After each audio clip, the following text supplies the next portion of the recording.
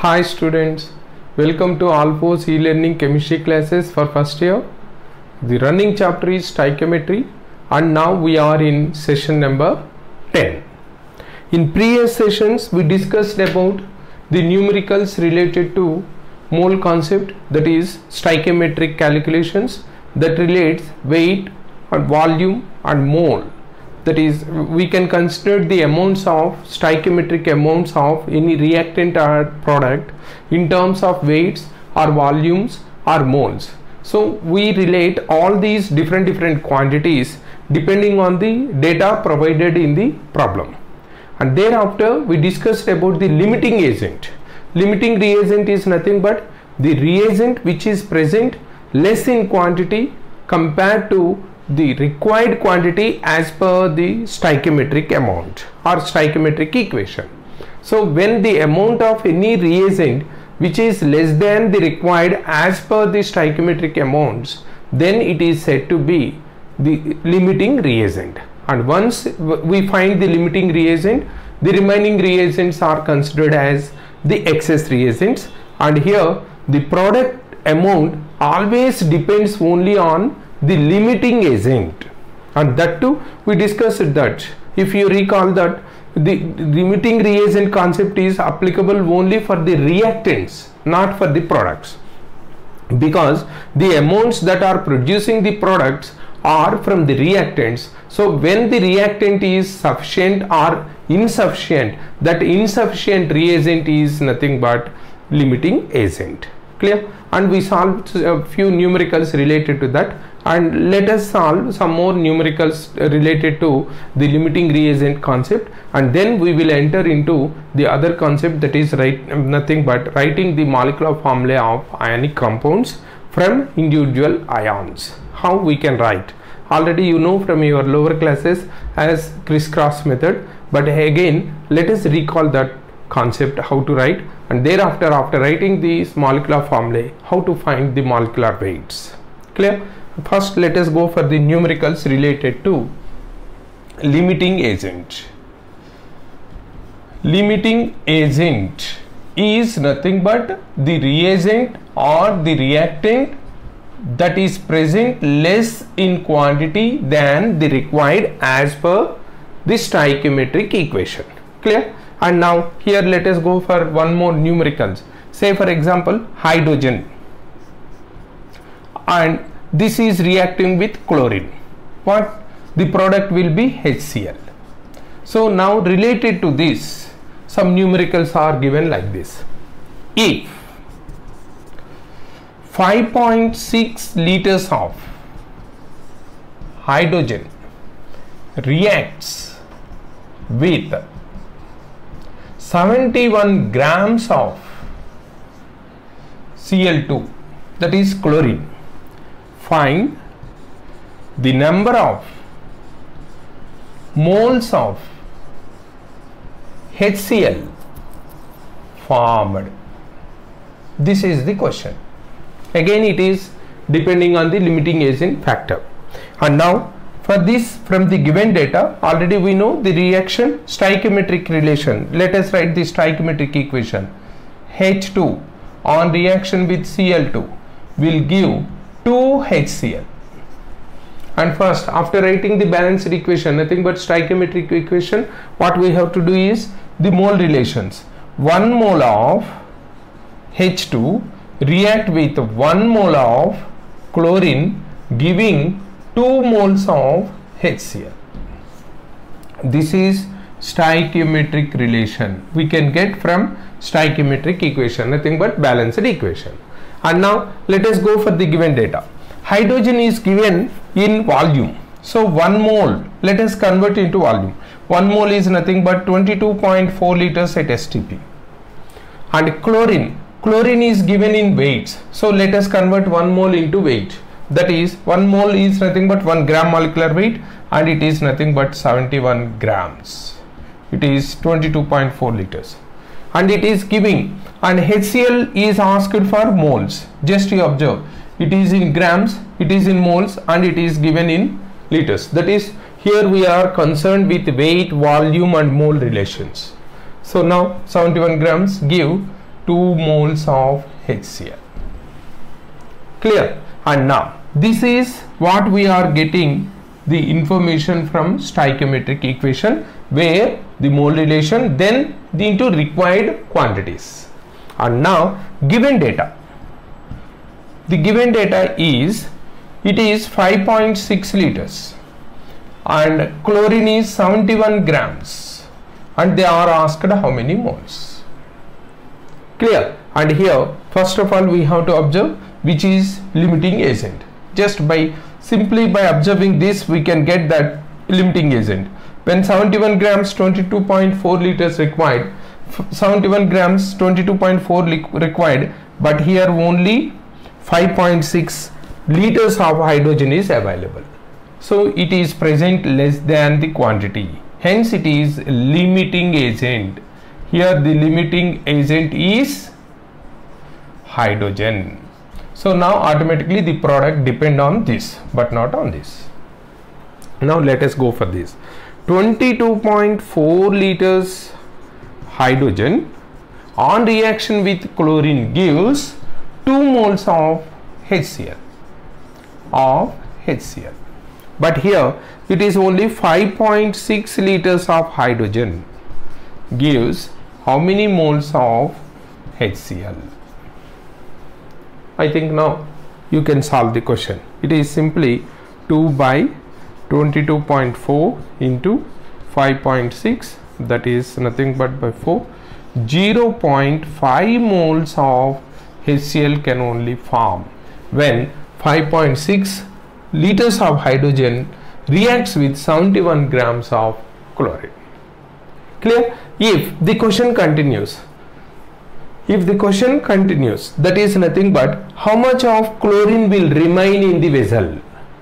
Unreacting chlorine weight they are asking. Unreacting chlorine. Just you observe, when 22.4 liters hydrogen reacts with 71 grams chlorine, and then 5.6 liters hydrogen react with how much? Let us calculate it. It is nothing but 71 by 22.4 into 5.6, nothing but by 4. It is 35.5 by 2. Again 2, 35.5, and again it is 17.75 grams. So 22.4 liters hydrogen react with 71 grams, then 5.6 liters of hydrogen reacts with how much? It is nothing but 17.75 grams. Now the question is how much chlorine is unreactive, that is which is not involved in the reaction. It is 71 grams.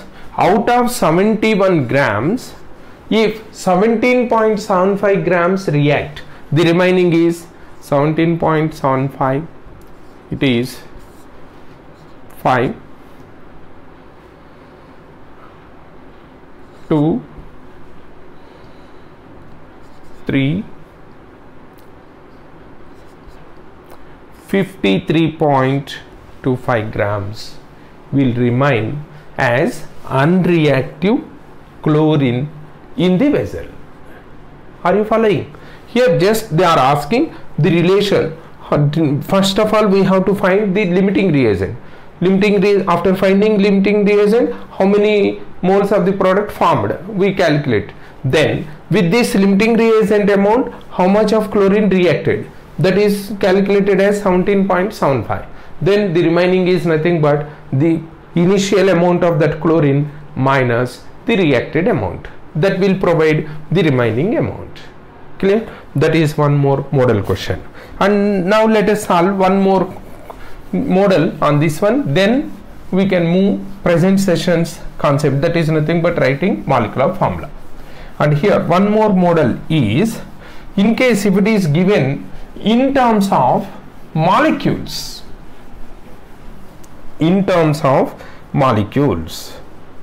Now let us consider the reaction, very familiar reaction, as we know, H2 on reaction with O2 gives H2O. We know the familiar reaction, but here the question is given like this: find the number of moles of water formed when 6.02 into 10 to the power of 21 molecules of H2 reacts with 5.6 liters of oxygen. This is the question. Now the data is, instead of weight and volume, they are giving molecules.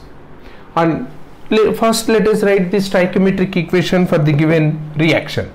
H2 on reaction with O2 giving H2O. The balanced equation is 2 moles of hydrogen react with 1 mole of oxygen to give 2 moles of water. And now it is 2 moles. It is 1 mole and it is 2 moles. This is, and now first of all here hydrogen is given in number of molecules, so it is better to convert it to moles. How to convert it? Number of moles is equal to number of molecules. If you recall this formula, molecules by Avogadro's number. Avogadro's number, is it not? That is nothing but 6.02 into 10 to the power of 21 by 6.02 into 10 to the power of 23. That is nothing but 10 to the power of minus 2, that is 0.01 moles. And oxygen, it is 5.6 liters. Liters we can consider. And now let us consider this as 2 moles of hydrogen react with 1 mole means 22.4 liters of oxygen to give how many moles of water? 2 moles of water. And now this is given as how many moles? These molecules are converted into moles. Already we know this formula, thereby we converted them, and now it is 0.01 mole. And the gas volume is given as 5.6 liters. And how much is formed? Up to this we know from the stoichiometric equation. Now we have to consider which is limiting agent. And now let us consider this. 22.4 liters require 2 moles. Then 5.6 liters, how much? It is 22.4 liters require 2 moles. Then 5.6 liters require how much? 2 by 22.4 into 5.6, 4, that is 2 by 4, that is 0.5 moles. So the given data is from the stoichiometric, that is required data is 0.5 moles required to react with 5.6 liters. This is the required amount, but 5.6 require 0.5, but how much is present? 0.01 mole only. When it is less than the required, now this H2 is the limiting agent. This is limiting agent. I think what to do, the rest of work you can solve, I hope. Okay, try to solve it. When 0.5 mole, it is the limiting agent, what we have to do? With respect to the limiting agent, we have to find the relation. And how to find that relation? Just from this stoichiometric equation, 2 moles of H2 give 2 moles of water. Then here it is limiting agent. As limiting agent, how much amount is present? 0.01 mole H2 is there. It gives how much? Simply we can calculate. It is nothing but 2 by 2 into 0.01. It is nothing but 0.01 mole water will form. That is about the relation. That is nothing but in finding the amounts of any product as per the limiting agent. Here the tough job. Here the concept what we require is how to find the limiting agent. Once you are expert, when you are getting the expertization in finding the limiting agent, then you can solve in a simple manner like this. The only tough job is finding the limiting agent, because it is a relative amount. As per stoichiometric amount ratio, you have to find which is of less than the required amount, and that reagent which is less than which is present less than the required amount is limiting agent. Once you find the limiting agent, automatically you can find the amounts with respect to that limiting agent, how much is produced as the product. Clear? That is about the limiting agent concept numericals.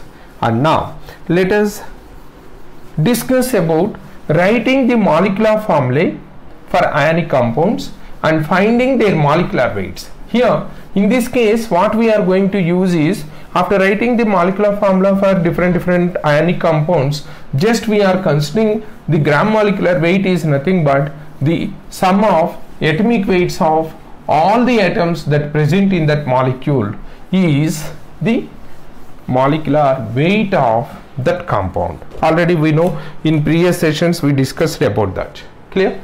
And now let us writing the formulae of ionic compounds and their molecular weights.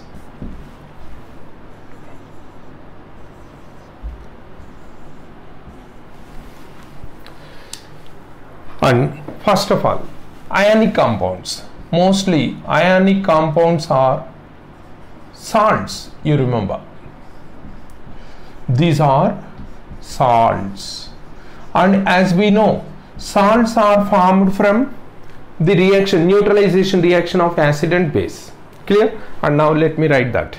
Acid plus base give salt plus water.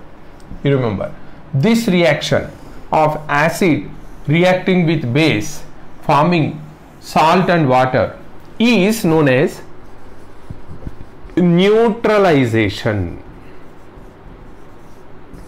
It is known as neutralization. Actually the neutralization is nothing but from acid H plus and from base OH minus forming water. This is neutralization. In this neutralization reaction, some other part along with this acid X minus, along with this OH minus, some other part which is nothing but M plus, these two also combine. This is MX. That part other than H plus in acid, other than OH minus in base will combine. That combination is nothing but known as salt. And if you observe, if here after H plus the remaining part is getting negative charge, after OH minus the remaining part is getting positive charge. And now when these negative charge and positive charge species are present, these species are known as ions. And when these ions with positive and negative charges, negative charge is known as anion and positive charge is known as cation. Just you remember. So this anion and cation on combination will give this salt. Just this is the actual concept behind. Clear? And now let us know some other words which are most frequently used in CBSE. this anionic part, from where it is coming? If you observe from this beginning, it is acid plus base giving salt plus water. That is known as neutralization. But in this neutralization, H plus and OH minus from acid and base respectively will combine to give water. That is the actual definition for neutralization. That is, for neutralization reaction, the definition is nothing but formation of water from H plus ion from acid and OH minus ion from base is known as neutralization. But here, after the H plus, the remaining part of the acid is nothing but negatively charged ion known as anion. And after OH minus, the remaining part of base is positively charged and it is known as cation.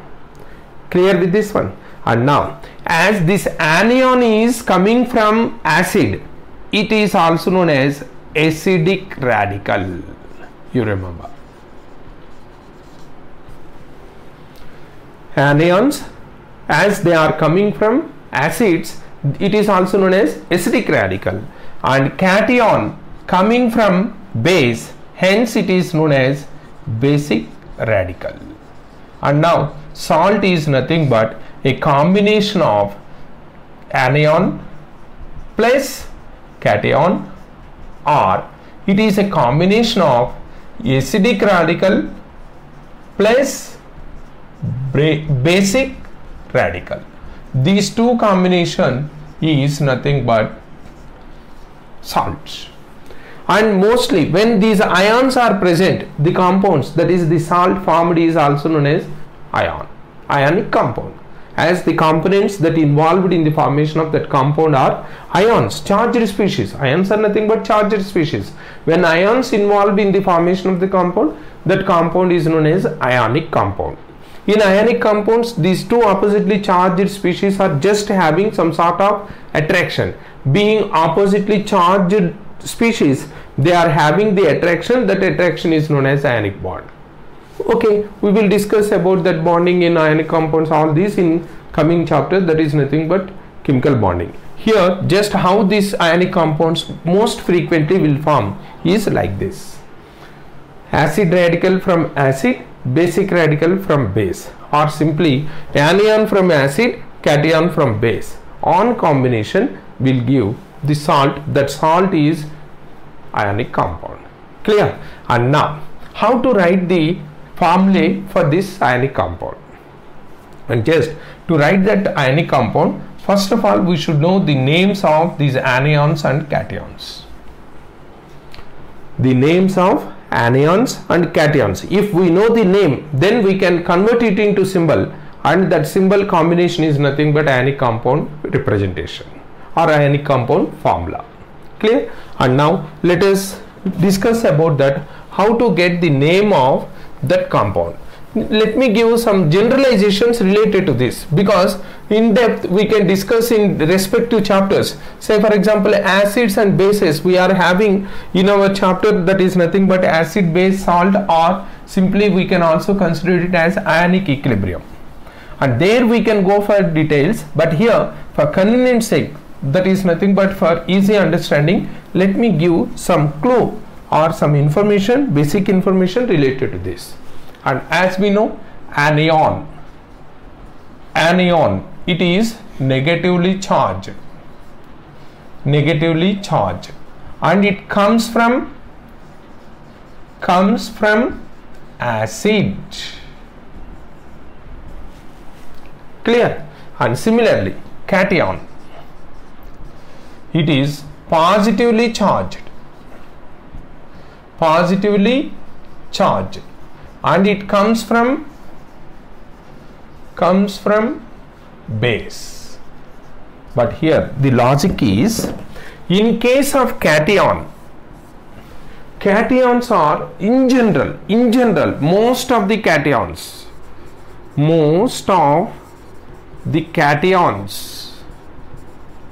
are from metals. And generally for first A group, first A and second A group, and even for third A also, third A groups, The cation name is that metal name. Just you follow this. Again I am repeating because it is somewhat very important basic point what we have to remember to write the chemical formulae for different compounds. The cation name is, cations are generally from metals, and in case of first year, second year group metal, third year group metals, we have to consider the cation name from the metal name. Let me write some example. For example, sodium ion,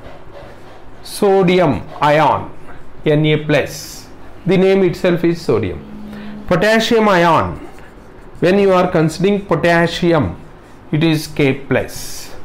And then barium, Ba plus 2.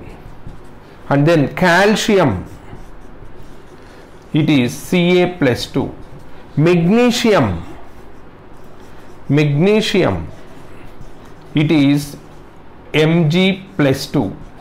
And if it is aluminium, you can write aluminium is Al plus 3. Like that, in general, the metal name itself is the ion name. It is applicable for first year, second year, third year group most frequently. And now, in case of higher or heavier elements, heavier means heavier elements are nothing but iron, copper, like that. Heavier elements where we can expect the metal that present in different oxidation states. Okay, let me give copper. Copper is having two ionic forms. In cationic form, it is existing like this, two. And in case of iron, for your convenience sake, it is also existing in two forms, like this. These are given the names as they are existing only in one form. The metal name itself is directly we are providing. But in case of heavier elements, when it is copper, it is existing in two forms. Here, this plus 1 form is cuprous, and plus 2 form is cupric. So these forms names we have to use as the names of the cations. Cuprous, cupric. Here iron, here plus 2, less oxidation state, similar to this, it is ferrous, and this is ferric. Ferrous, ferric. Cuprous, cupric. Plumbous, plumbic. Stannous, stannic. Like that, when the metal is existing in two or more oxidation states, their oxidation states are getting some special names. Those names we have to use when that metal is present in the salt. That is about, and some very peculiar, very rare, it is non-metals involved in this cation, that is nothing but NH4 plus. This combination is providing one cation, it is nothing but ammonium ion. Ammonium ion. It is nothing but sodium, potassium, barium, calcium. In all these cases, if you observe, their name ends in IUM. So thereby, except this, because here we are not having only single form, here it is present in two different forms. Except in this case, the remaining are only when one form is existing, their name ends with IUM. So in a similar manner, when it is having positive charge, this ammonia with positive charge, hence ammonium. Like that, in general, you can guess the cation name in a simple manner. Clear? And now coming to anion names. Anions you can find two types majorly. They are nothing but, one is the anion with oxygen, the anion without oxygen. Again I am repeating, anions, generally anions we can observe mostly two kinds. One is anion with oxygen atoms, These are known as oxoanions. You remember. Anions possess oxygen as one of the component element. And second one is anion without oxygen atoms. Just let me give the difference between these two names. In case of these anions with oxygen, their names end with "ite" or "ate", whereas without oxygen, if they are present, then their name ends with "ide". Just you remember this concept, that's enough. Let me give for example few examples. In case if it is Cl minus, it is Cl minus or S minus 2 or O minus 2 or N minus 3 or P minus 3 or C minus 4, like that, or Br minus, like this, or F minus. You can consider whatever it may be. When the element, is there any oxygen in these element, that is anions? No. So here it is end with "ide", fluoride. This is bromide. This is chloride. I think familiarly you know this. Even sulfur, sulfide. And oxygen, it itself is also oxide. This is nitrogen with nitride. Phosphorus, phosphide. And then carbon, carbide, like that. Just you remember this logic. When the anionic part, that is the negatively charged species, has no oxygen atom in it and with only negative charge, just their element name end with "ide". It is fluorine, fluoride, bromine, bromide, chlorine, chloride, sulfur, sulfide, oxygen, oxide, nitrogen, nitride, phosphorus, phosphide, carbon, carbide. Like that these will present. And in coming chapters you will learn how this negative charge, how much of magnitude of the negative charge. In coming sessions we will discuss. After completion of the oxidation state and the valency criteria, you will get the idea how to write this magnitude of the charges on each element. Clear? Until that you have to remember like this. And next, in case if the oxygen atoms are present, then what to write? Just instead of "ide", they are represented with "ite" or "ate" as the end point. Let me give for example, if it is NO2 minus and NO3 minus and SO3 minus 2 and SO4 minus 2, and similarly PO3 minus 2, PO4 minus 3. These are the best examples where we can write, or similarly we can write ClO2 minus, ClO3 minus. These are the best examples where the anion is having oxygen. In such a case, just you remember, their name end with "ite" when less number of oxygen, relatively less number of oxygen, it is phosphite. Just you remember. And then what will be this name? Phosphate. Automatically it will be phosphate. And now I hope that you can answer this. What is the name of this? Sulfite. And what is the name of this? Sulfate. And now here it is nitrogen, hence nitrite, and this will be nitrate, and it is chlorite, and it is chlorate. Like that we can write the anions which are of having oxygen in as component element in that ion.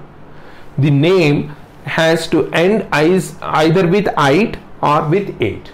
If there is no oxygen, that type of anions name end with "ide." Just you remember that much, because how all these are formed we will learn in coming sessions. Just till that, this is nothing but the basic idea where we can clear the confusion. In case if we are thorough with the basic idea, then in coming days where we are using "ide," where we have to use "ite" or "ate," we can guess, and thereby we can easily guess the answers. Clear? This is with all these. Now when any compound names, if they are asking, then just what we have to do is we have to combine these ions by writing their formulae. And now after getting these names, how to write the names, by as the endpoints or different ions are given as. Now we can write, say for example, if it is given as simple one, it is the compound. Let me write this. This is compound, and here the cation, what is present, and the anion, what is present, and here the formula of the compound, and then molecular weight. All these, let us complete all these in a single step for each and every compound. Clear? And simple. Let us know the simple compounds. Here we need not worry about the bigger compounds. Just let us go for this. It is given as sodium chloride. Next, potassium sulfate, and then sodium hydroxide. Next one, potassium chlorate, and then aluminium sulfate, and then magnesium nitride. Next, calcium phosphide, and then if we are going for one more compound, just it is, we can write calcium is given, aluminium given. Let us go for calcium chloride, like that. Clear? These are the compounds, and now I think you can easily guess what are the cation and anions. Just you remember, in any salt name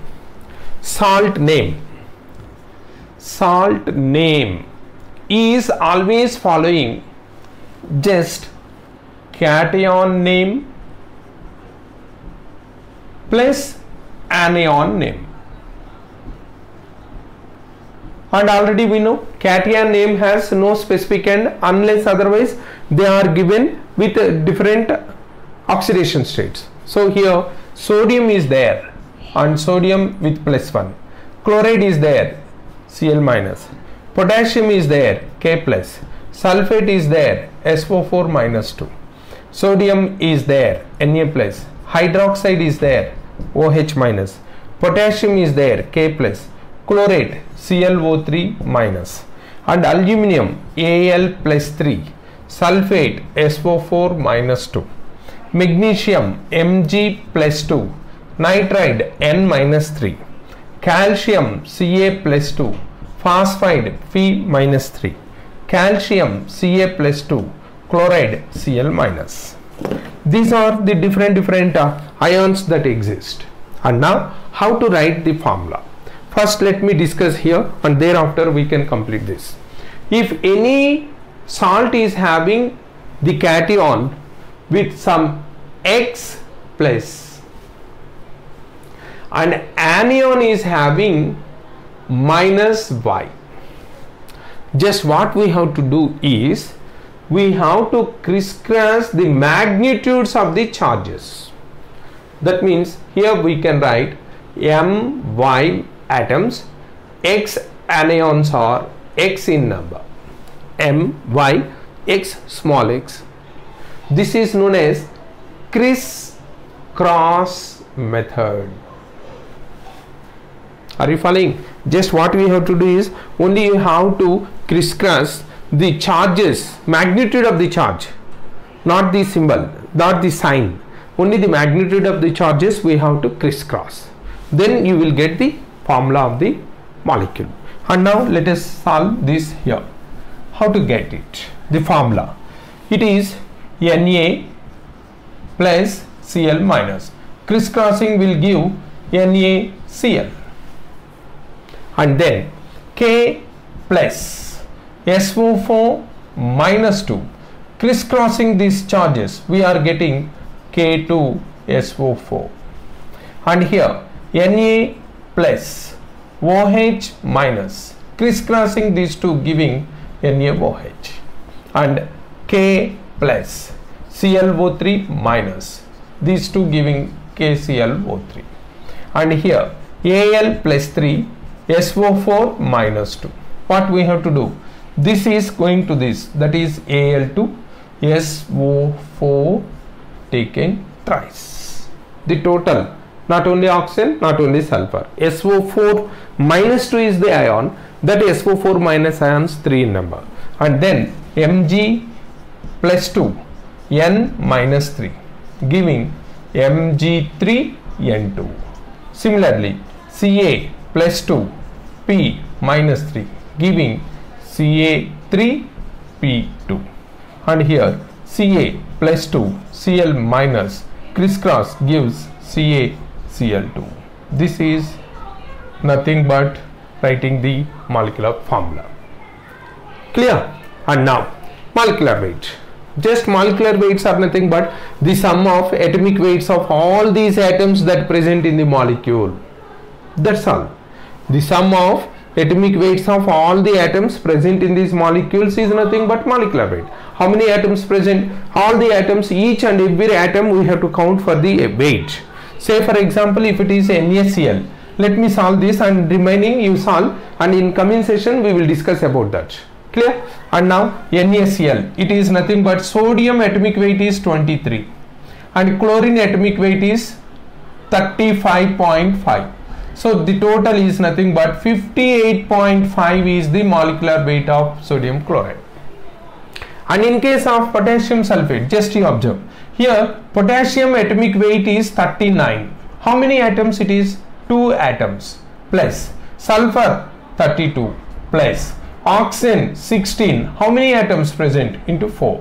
That is 38, 39 into 2. It is nothing but 78 plus 32 plus 64. The total it appears as 174. Like that you have to calculate the remaining also. I hope you can solve it. In next session we will discuss about this and we will enter into new concept. Clear?